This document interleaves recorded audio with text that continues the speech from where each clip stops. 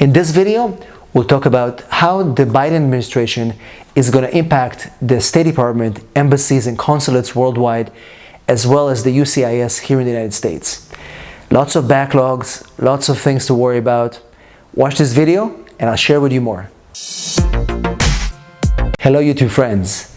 In this video, we'll talk about how the State Department, mostly embassies and consulates worldwide, as well as the USCIS, the immigration in the United States, are going to be impacted by Biden's new policies. How is he going to be able to tackle the enormous backlog and the problems we have right now once he takes office? So lots to talk about. So let's break it down and dive deeper as to what's actually going to happen with State Department and USCIS under Biden and what he can and should do to make things much better.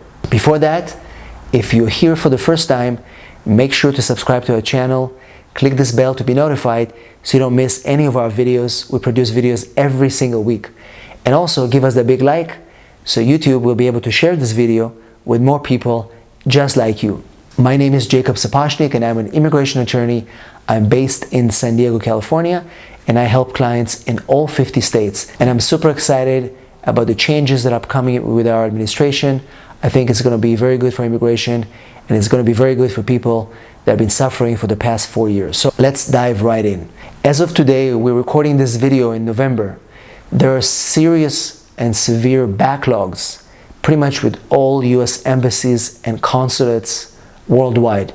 I'm making a video pretty much once a month with an update as to what's happening with embassies and consulates, and essentially the updates are pretty much the same every month. We do have some consulates that are opening here and there to do visa interviews, but the reality is that most embassies and consulates are not doing visa appointments right now. And as a result, we've been forced to file requests to expedite emergency visa appointments. We had to use the exception, the national interest exception. We've done it for many, many clients, and we keep doing those every single day. In fact, in a future video that I'll be making, I'll tell you about a few of our success stories, how we were able recently to expedite a K-1 visa, a CR-1 visa in different consulates and embassies worldwide. But the reality is that it's backlogged. There's severe backlogs, and consulates and embassies are not able to take appointments right now. This is a backlog that have not been seen in our immigration system for more than 30 years. In fact, we heard from a few officials at the State Department that said that these backlogs, it probably will take more than 6 months, probably more than a year to resolve, meaning that until regular processing of these embassies and consulates is going to resume, it's probably going to take more than a year. The main thing that Biden is going to do, he's going to shift resources from enforcement, what Trump is doing right now, stopping people from coming into the United States, blocking visa appointments, reducing the possibility for people to get interviews. Biden is going to shift resources to adjudication. He's going to streamline the process where embassies are going to reopen. People are going to get their visa interviews being scheduled, and people are going to start seeing that visas are going to start being issued just like before. But it's going to take time. So our prediction on the State Department side, that it's going to take more than a year for things to come back to normal.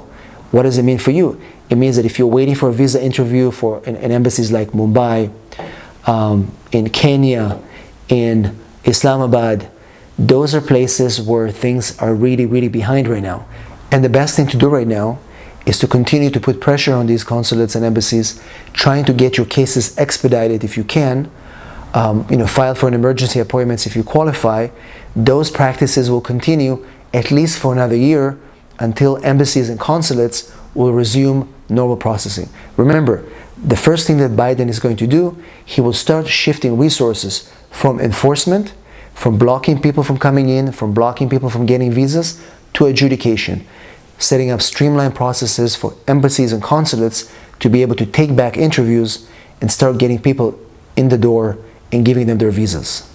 On the USCIS side, again, we're seeing enormous backlogs.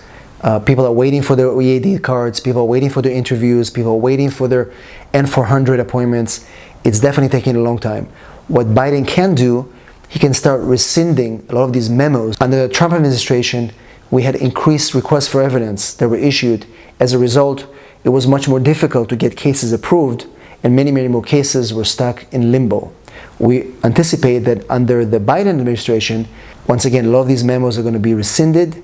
That we're going to see probably less requests for evidence, and there's going to be a better flow of adjudications at the USCIS level as well, to allow us to have a more streamlined process and getting people approved in a much more reasonable and logical manner. Also, when it comes to USCIS, I think Biden is going to allow them to get a loan, a better funding program for USCIS to stay open, probably getting a better funding package under Biden to USCIS to help them remain working in a smooth way, so we don't have to worry about getting another shutdown or furloughs and stuff like that.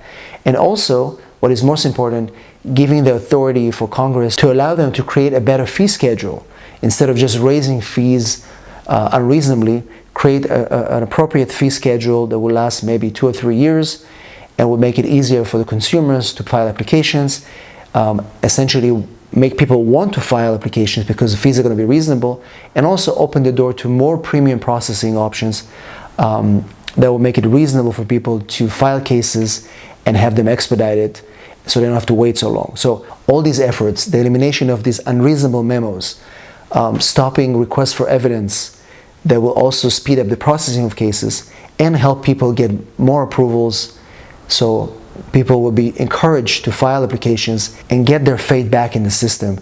Most people, I'm telling you, lost the faith in our system. People do not want to file cases with USCIS anymore. They're scared, and I think we're going to see a shift in immigrants that are ready to file for their citizenship, immigrants that are ready to file for the green cards, because they know that it's going to work and they're not going to be scrutinized, getting unreasonable requests for evidence, and being ready to do the right thing.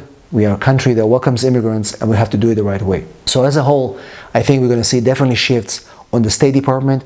Those of you that are waiting for your interview appointments, being separated from your loved ones, we know that it's going to take some time, but under Biden administration, there's going to be a big shift. Instead of focusing more on enforcement, there's going to be more of an adjudication. How do we speed up the process? How do we get those consulates to move cases ahead? In the meantime, like I said, it's probably going to take about a year.